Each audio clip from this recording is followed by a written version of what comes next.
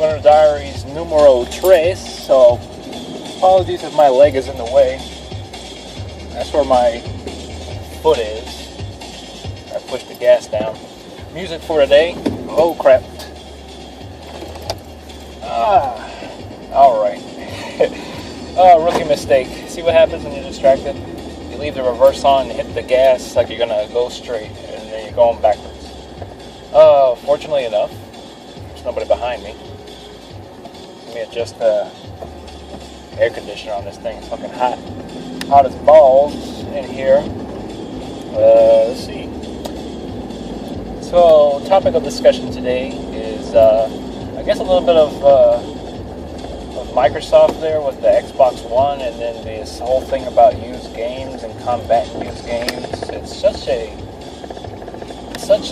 greedy thing. There's nothing to protect the developers, interest at all. I mean, the developers, they make the games that they love. They don't put these restrictions on here for the sake of doing it. It's all just the publisher trying to get more money out of his consumers already. So the thing with, goddamn, it's hot in here. The thing with the used games, I always found that it's obviously just a ploy there, like having this whole thing. I don't even know if it's been confirmed or not, but with this whole thing about the Xbox installing on a profile there, and then you need the disc after you install the game, and then so when you want to go sell that thing or just give it to a friend like the good old days, back when you would borrow games from friends, like, because you didn't have money, you were young, weren't working, and you would get the games that way. And this is gonna, if that's the case, I can't. It's gonna affect a lot of vendors out there, like Redbox there. So you have to pay. I don't know how much it is, but like I would say probably less than $5 for a day to rent games on the Redbox there. Plus the fees that they've been saying also to that, just so you can play it. It's such a disgusting, greedy ploy here. Nothing there to protect the developers, vision, or just prevent privacy at all. Sure, maybe there's some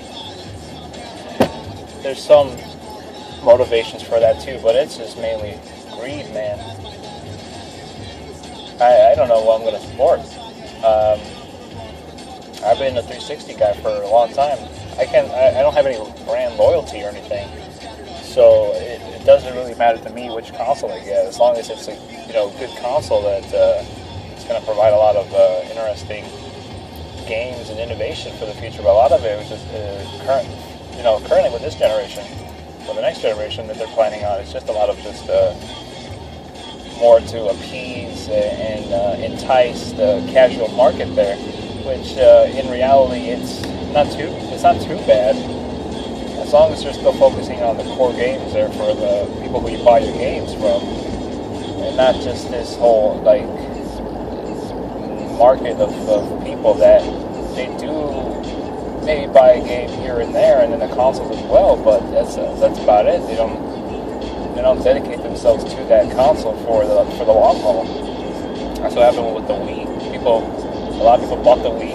Most of them were, probably in the casual market there. They don't play a lot of games, and they were just completely fine with what they came with, the Wii Sports, and that's it. That's why they didn't have much of a longevity on sales wise. And with this Xbox One here, it just seems like it's putting a lot of barriers in between you and the game. And what a coincidence that EA, of all people, said they were going to stop putting online passes on their games. And then we start, as we further into this year, Xbox possibly doing on the new console, having fees attached to playing a copy of a disc you have. Like, discs are not even going to be much important anymore, which is not too bad. I mean, I like the features of the Xbox One. Don't get me wrong. And I do think there's going to be games for it. That's why E3 is not very far off from here. And we'll see what kind of games are going to be available for the Xbox One here. But this might be something where I probably will not buy this console the first year in. I'll probably wait a while and still stick with the Xbox 360 here. And the whole discussion on probably like backwards compatibility and then just the digital content you purchase, it's not going to be able to, it's not going to transfer over to the Xbox One unless it's music or movies. Damn, I got tired eyes. It's pretty terrible there. I don't know, like you really, with digital media, you're not really, in the long haul, if you really think about it in the long haul, like maybe some people don't or do, but it's like, eventually, it might, like those, like the Xbox Live servers are probably not going to be around for, I'm not going to say right away, but they're eventually not going to be around, and then the only way you'd be able to, like, replay those arcade games, it's just like, I don't think there's any other way, unless you have it installed on your console, and if something happens to your console, you're fucked.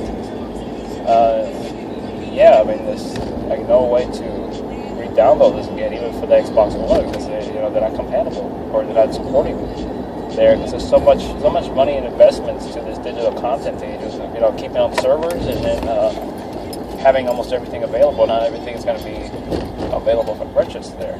That kind of sucks. So that's why I always prefer physical media. I know that the physical media can get damaged, but I'm one that doesn't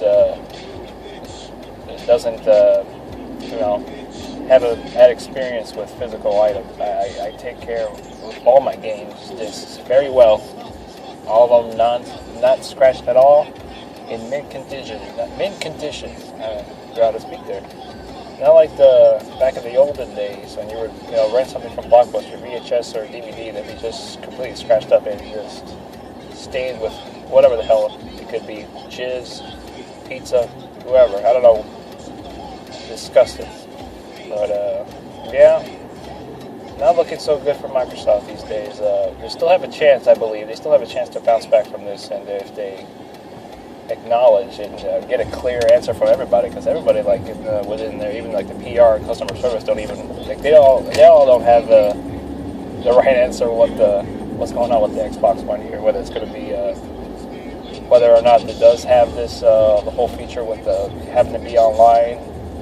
Have to check in online to see, have some sort of online connection for a moment there, or the fees attached to possibly playing a game if it's used and having to download the license so you can play that game and install the game on your hard drive to your profile. This whole shenanigans things is, you don't even know. So far, Sony's got the edge here. And yeah, that's pretty much about it. The music listening to in the background here is LP. It's the album Cancer for Cure. It's definitely it's in my top 5 albums of last year, 2012. So definitely check that out. It's a good album. Singles to check out is the Tougher Colder Killer, Full Retard. I know that's not a PC song, but that's never going to be on the radio. But it's a good song there. Definitely an artist to look out for. I think one of the best artists out there in terms of hip-hop music. So definitely check them out. And this has been episode 3 of Splinter Diaries. So have a good one.